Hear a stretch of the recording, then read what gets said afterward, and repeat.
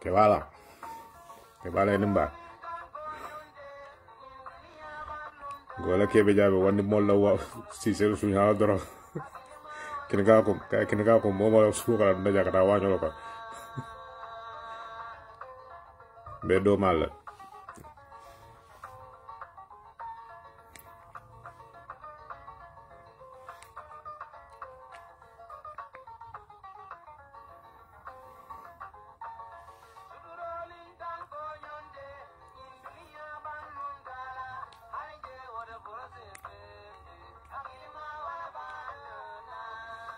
Thank you guys for your time. Allah barak bake.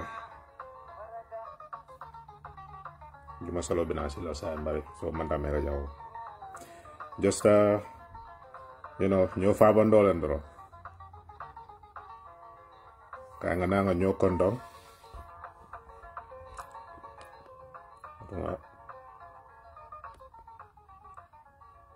Kunyal tala.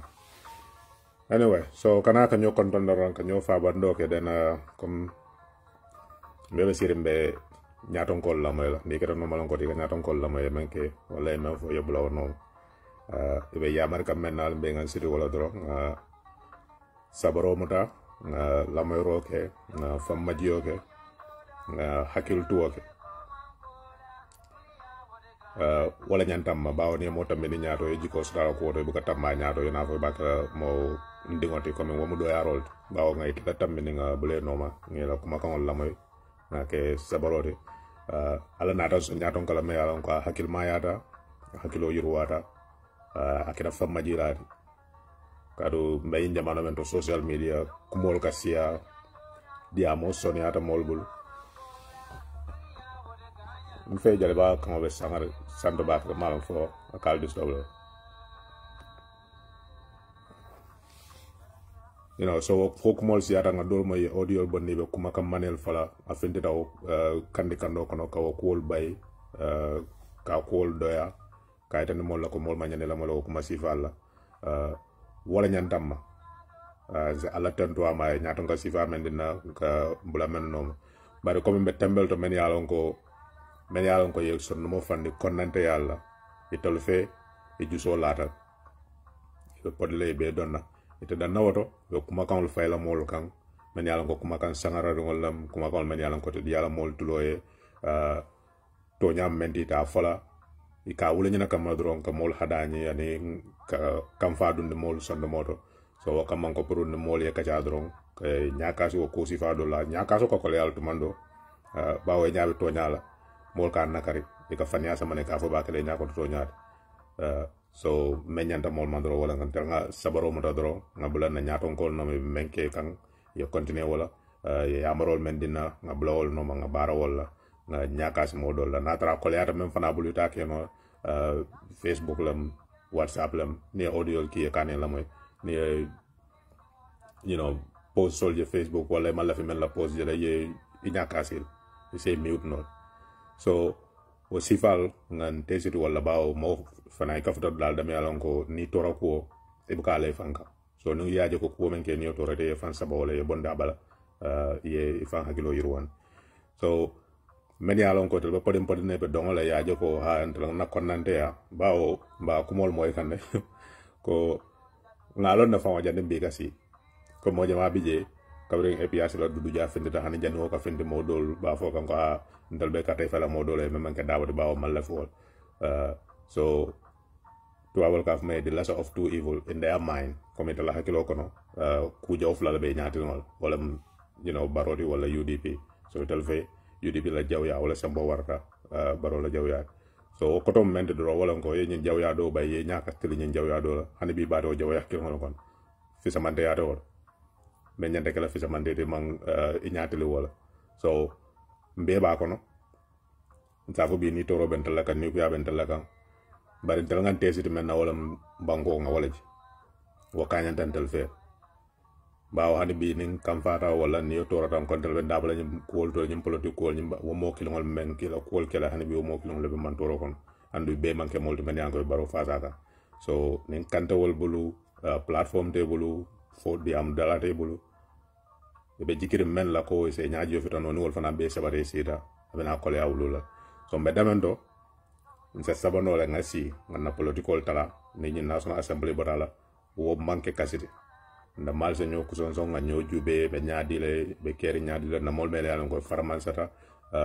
nse makoy no ngi makoy ñe jube be kenya ñaadi le to wol be ñandam male bare ko ma political forcé ma bawon tel ko ay ji andu ma jint la ñame wolam carte so ni ko dara fo be blata merin le ngalo men ñanda kala ndel continue la political la bari ate kala ko a campagne wato a campagne ma be kero no ñame pour ga mol ki dindi ka fo ko carte fo UDP ga so wol dol mbe wol talala to ñabe dama bar badi yama ben tema UDP kanon ben tema mbe wol laje ñi ma ka kukuta 1996 ndala dindi yabe ñawa ñang kam bang waranu UDP njaf man kan so daje bawo men dindi ya bar ka 1996 UDP lande nakano be wolle carte fe jamala nar nang bam men gagné ani ku yakeda ni torol keda bar mbata kono lan continue to ko tege ka kelo ñu continue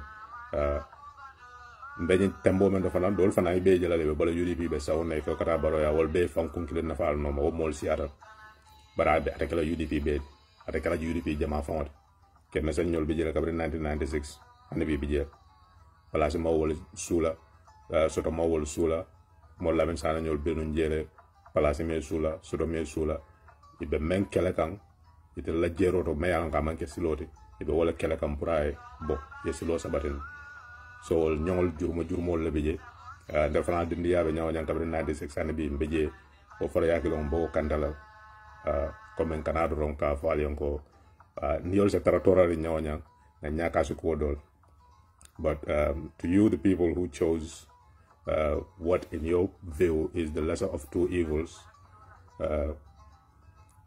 basically what we're doing is a replica. History has a funny way of repeating itself. You know, 2016, after things fell apart, what did we hear? UDP gave us Barrow, UDP gave us Barrow, UDP gave us Barrow. So I guess at this point we can say Barrow proved himself so well that now the other side wants to embrace him. We gave you Barrow, he turned out to be so great, didn't he? So now you can embrace him and make him your own. That's one silver lining. I guess now we're not so bad for presenting Barrow, right? Because that's what this tells us. And another thing that is revealed is we're hearing it in audios, we're hearing it in groups, we're hearing it on Facebook posts. You know, people saying blatantly, we didn't vote for Barrow because we know he's capable. We didn't vote for him because we think things will be better. We voted for him because we know if we don't, UDP will win. That was the rationale. That was the motivation. That takes us back to 2016. There was winnability. There was capability. The constant, you gave us Barrow, you gave us Barrow, you gave us Barrow. At that time, public sympathy was on the side of UDP completely. The winning candidate must come from UDP. And for the longest time, despite our political differences, which some people, you know, people project their self onto you, the way they think, they project that onto you, but that's not who you are.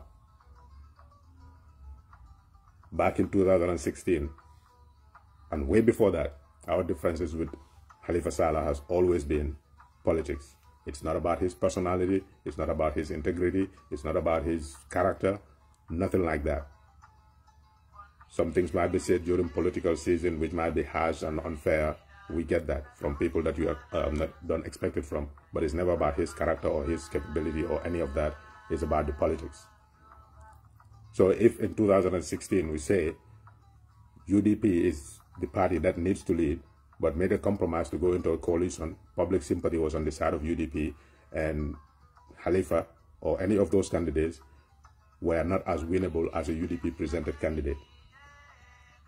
We are seeing exactly the same scenario at play now. A lot of people will tell you, I'm PDIS, but I didn't vote for Halifa because we know he's not going to win. Or I'm supporting SFL, but we know he's not going to win. And if we don't vote for Barrow, then UDP will win. So they looked at capacity, capability, because you know Dawa has more capability than Barrow. Halifa has more capability than Barrow. SFL has more capability than Barrow. You see all that, but you know winnability is what mattered to you, so you voted for Barrow. Urge your people to vote for Barrow. That's exactly what happened. And that's exactly what happened in 2016. So already the vindication is there. The line that was touted all these years, saying, oh, blah, blah, blah, you gave us Barrow, he was incapable, he has no capacity. Now you chose him under almost exactly the same circumstances because you tried to prevent something from happening. In 2016, we tried to prevent Jammeh from staying in power any longer than that year. So Barrow was an option. Not for his personality or anything, but because he was backed by UDP, which was the winning party and has the most public sympathy at that time. So we're replicating that exactly as it is. So, ntelanga Barrow dila. Sa malamalata, anyi nyate nyakoro, nkomba busule bulu katekela. So, nga tu bulu dro. Nital jikira ko, wala be Barrow falena. Then they're in for a very rude awakening. So acting out of that resentment, you all gave us Barrow. I guess now he's too good to be let go of, so, you know, we can keep him. But at the end of the day, it's Gambia's loss. You can celebrate, sort of saying, oh, you averted the UDP win. But the vote against the UDP was a flawed logic. I hear some people in some audio saying, oh, we can vote for him now just to stop UDP from winning, and then we amass our forces in 2026, we remove him from power. Some people are dreamers, like literally. They have no clue how politics works. Barrow, let's say, for argument's sake, he gets sworn in and he becomes the president. What do you think he's going to focus on? Consolidating power for himself. What we hear, you know, you know, we just vote for him to stop from UDP. If we are all the way here in America and Telkomai, you think Barrow doesn't hear that? So now he'll start picking out who are those people that are supporting me publicly just because they don't like UDP. But at the end, they're going to try to work towards removing me from power. He's going to identify those people. Barrow's formula works, and he's going to stick to it. What's going to follow now that he, let's say, like I said, for argument's sake, you know, he's going to get another mandate. What he's going to focus on is consolidating power. And how is he going to do that? Rewarding loyalists, punishing those that were not loyal to him. Anybody who displayed public support or sympathy for the UDP will be the next target. Barrow's next agenda is consolidating power. Nothing is going to change. If you think things are going to change, it's like you basically mortgage the country for another 5 years with the expectation that at the end of 5 years you should be able to push him out and bring your man in. The world doesn't work like that, and it's not going to happen. Barrow will consolidate power using the reward and punishment. You don't like him, you're gone. You like him, you get rewarded.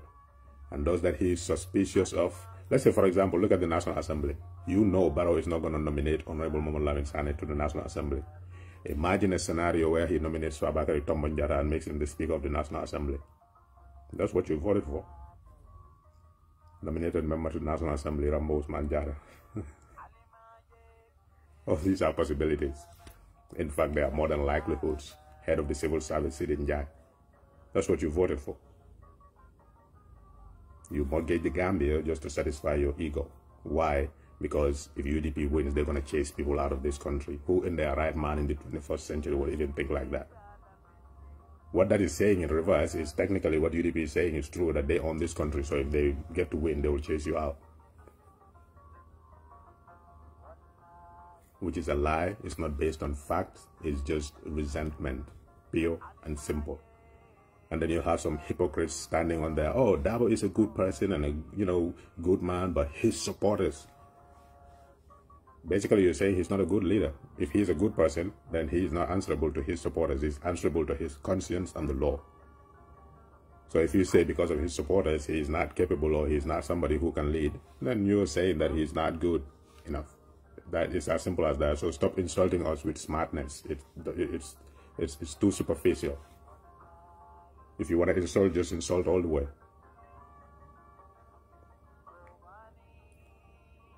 And like I said, his first screening as to who to reward will be, anybody who's sympathetic to UDP will be gone. And guess what is going to happen? Oh, UDP deserve it. That's what we're going to hear. If he arrests people, punishes people because they are UDP, oh yeah, if you're not interested in his agenda, why should he not fire you? That's the excuse we will give. And he's going to proceed from there to his own camp to see who did the most work. We already had the audio of Aïssatou Touré gathering his agents, telling them, President Mungini, wahala tell him the work I did in Kuntaur or Kauro, trying to see who did more than who did how much for President Barrow, who needs to be rewarded how much, and you know, that's where it's going to lead to. He thought that he's done with UDP, he's taking care of us. These people are like they have no clue, but we'll leave that for now. But when he thinks he's done with that, where he's going to concentrate now is how to put his house in order. All those different camps, all those different interest groups are there to make sure their positions are secure. That's all they fought for. We've been telling you Gambia first, country first, is all nonsense. All they're after is their personal interest, and that is showing right now. They're amassing their forces, put in a good word for me because I did a lot and the president needs to know about it. So now they sit and wait for those rewards. Like in 2016, Trump ran on division. His entire presidency fostered, promoted, and enlarged division in America. We all saw that. Some of the victims of that hate that brought him to power are in the Gambia because they got deported based on his immigration policy. Once it worked for him, he was not going to move away from it. Barrow is going to do exactly the same thing. He created division and he saw the rewards. He is not going to stop. So now we worry about our communities. And if you think Mandinkas are only in UDP, you're in for a rude awakening. Because you have them everywhere. In the civil service, they're going to feel targeted. What it's going to take to unite that country, Barrow doesn't have it. It has to take dedicated, sincere leadership in both words and action to unite that country. Barrow doesn't have that. He is vindictive, he is petty, and he's going to stick to his way of doing things, causing further division in the country. It will be manifest in our society. It will be manifest in the civil service. It will manifest in the security service, which is very dangerous. He is not going to contain it. And his lapdogs that have started it, they're not going to cease either. And people are not going to sit down in their country, in their own country, and feel like they don't have any voice or any rights, and feel like they're targeted by the state. It doesn't end well. That's what you voted for. I'm no doomsday prophet, but when you are in the wall, you observe, you see things, how they unfold in other places so that you learn lessons. Kisatol fanya Al-Quran kono wala nyindi puru ngakara kunu menu tamita no moli menke saje nga jamfela ala moli yankan kati mena saje nga jamfela ko sa ka yankan ko tole wulu so ni tanya be ko kono yo cross receiver ke inya kana o ku sifa kilmo je nyati lela na ni afo ko ha aka abuka kairo ngani banko wonta ngani akuti wo mukumo fole de meyalan ko asabatita mo meyalan ka mol le talaye walinde ay mol sen ni nyola pratika menni na ay wosoto fata ray wo ngaba ko tek andu wo ku kilo ngaba ngaba la ko tek kunung ikon yedi non mo ko angtan na kunun tulun la je diate la so the same thing ada fana yo mol men ko sen di nyola ay walinde ay tribalism ko dundala politiko kono aje ko haha gameno santa nyina la flay carte fay abo tribalism kilo ngaba lo continue ate balaje wo bina masi bo no wulu la wala ate yamera ko man ak men ata ko be UDP da ma defa la kampo kono dol bi je ngi jena finte dana ebe kamfari faltal yamera ko man ko man tra NPP ba fo mun en say ida mal ko be sen no nyolaje ata dana NPP abe donna la civil service la ni la appointment la diplomatic service security service because ye dawda abe is diverse. Gambia dlawde la yama is diversity. So sa ni tara de mol ko sen ni nyola wol da ma so bo dunte tema ibe nyonga bala ibe nyodo yala ete yamre ko bina sila banko ka yo marano kairo ko tankugo ko asa kenol bare memba kala wonda adam barot cause mo mesangolam mole me yalan ko hadani ro diatae andate kam mennyini ate bo soto la nyame ate be sir lawol so mo me yalan ko aso ko kunna yal mandino ay banko be ke kelendi ala fo kanto amanyato wanda adam baro na sa ke no da alhamdulillah because mbe nyanta kira kelinati ala entele sindo banko ko sinyo ko ko sinyo ka ndel da mal sita je ana tra badiyat en tema bar sinyo ya bije o fo ma fana sum badiyat banira sa ye wal yo dundi wo sinyo mal da mal tema ite yamene te sinyo wo ko moy tra suma yare ate keno because lo fanyo jam fata nyaw ya nyo pata ka dimel so momo menti ka nyawole ni wulta bi nga example ta China jube iko the Uyghur Muslims ibe mena lake kanje ibe kole amel lake kanje wakati na le bor ye bo China yeta asir la do nyin kamale tel momenti ye continue ka ke wote Myanmar Gambia men samba kitio ibe musul mol tora kanje wala yamana ke ye nyula dunol la yela banko di ya fay ni la musulme ata mo bi menti ala ye ke menti wala fon lafte fankela menti keta wote woni la banko di ya it momenti wala ka tarajang banko di ya tarajang so for example ni na Gambia bi iko be jolal batande laje anda sembete la pour ye kelo ke nyin kamayitel momenti yo sabatino be ñu nelo dunol la tay ni la jolaya ya la Gambia ya fay so men ka foko my tribe is Gambia, they have no clue what they are talking about. The national anthem may say way back sanjita lulin fankoma our diverse people, we are diverse in culture, we are diverse in everything, but that doesn't mean we cannot unite and be one because we share the same territory. If anything goes bad, it will affect everybody. It doesn't know any boundary. If anything good comes, it will reward everybody based on your efforts, not based on what language you speak or what culture you embrace. That is why unity is important. But make no mistake, we're different. We are not a unified entity like most people would like us to believe. There's nothing wrong in saying that we're different. God created all of us. Made some Fullers, made some Wallers, made some Xhosa, made some Zulu, made some whatever. That's a natural disposition. There's nothing we can do about it. But that doesn't mean that one is better than the other. It just means that we have diversity and we need to embrace it. But we have a president who thrives on that.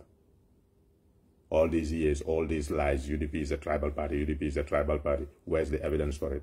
But now you choose to vote for somebody who openly celebrates and declares that tribalism. And you think you're doing something good for the country. We will not recede from the political space. Nobody can take away our citizenship. Nobody can take away our voice. We will continue to exert that. But in the meantime, we will recede a little bit, look inwards, see what reforms we need to make, do those reforms, and take a much needed respite. We deserve that. What we do for country. You in your bubble can sit down there, think to yourself what they're doing for some sectarian reason, for some selfish reason, for some personal reason. That's your view. I am convinced of what I am convinced of, and I am me. So I'm not going to let you tell me who I am. And I have a lot of people in the UDP who share the same ideologies. So what we're doing is not proving a point to you. We are moving based on our own convictions. You accept it? Fine. You don't accept it? Fine. It's not stopping us. So, alal nyaka si mol men be online, iko ka Mr. Dawol totinya, iko ka UDP la totinya, iko ka Mandingol la totinya, ila jatabe buluje. Ital tawol dodo tinya no. Ika menka do mol la kamfandila, anonim mo kamfadu dun akanala ba reaction lo so reaction ni malla fe mol yo woleke mo be si ya tankung ibela hajol men na yowol topato hadanya lal ye nya kasila ibela ko mol men fala yefo me yalla ngoy nata ku kenola ye blo bandala ko men yalla ngoy bela timeline la Facebook wala wherever eni ko ku keno nya kasila blog ikanela kuje ili la ni sabato tarasire. So anyway, comme nga fa jam bi mu jumol di ma salo ci lental la jam menata salo la bari bo sol sa fa di meñokon ndaka la kacala inshallah from time to time aliam to demento jelam nga continue nga am tor inshallah sawo mentala kala ala barak